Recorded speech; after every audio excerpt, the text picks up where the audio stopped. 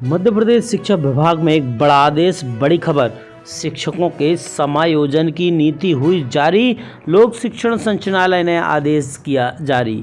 तो मध्य प्रदेश शासन के लोक शिक्षण संचालनालय द्वारा एक साल एक परिसर योजना के अंतर्गत सभी श्रेणियों के शिक्षकों के समायोजन की नीति जारी कर दी है।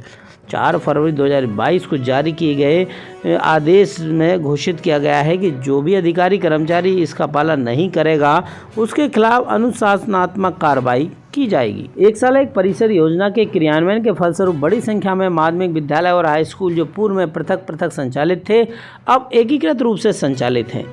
इसमें कक्षा 6वीं से 10वीं तक के पठन पाठन की गतिविधियां की जा रही हैं।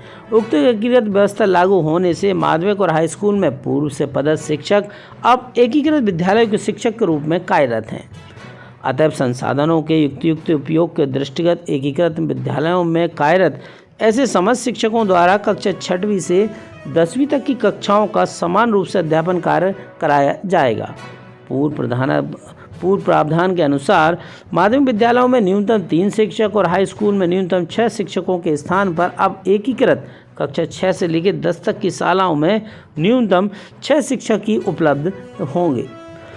समस्त एकीकृत शालाओं में जहां व्याख्याता उच्च माध्यमिक शिक्षक पदस्थ हैं उनके द्वारा कक्षा 6वीं से लेकर 12वीं तक की कक्षाओं में अध्यापन कार्य किया जाएगा। आशा यह है कि व्याख्याता उच्च माध्यमिक शिक्षक और उनके विषय की 11वीं और 12वीं कक्षाओं के अध्यापन के अतिरिक्त विद्यालय की शैक्षणिक गतिविधियां या कहें शैक्षणिक आवश्यकताओं के आधार पर कक्षा 6वीं से 10वीं तक की कक्षाओं में अध्यापन कार्य किया जाएगा। कक्षा 6 से 10 तक की कक्षाओं का संचालन व्याख्याता उच्च माध्यमिक शिक्षकों द्वारा उनके स्नातक के विषय के आधार पर कराया जाएगा। समस्त व्याख्याता उच्च माध्यमिक शिक्षक माध्यमिक शिक्षक द्वारा एक दिवस में सामान्यतः 6 पीरियड का अध्यापन कार्य कराया जाएगा। समस्त एकीकृत विद्यालयों में उपरोक्त अनुसार अध्यापन व्यवस्था सुनिश्चित करने के पश्चात ही आवश्यक होने पर अतिथि शिक्षकों की मांग को स्वीकृति दी जाएगी।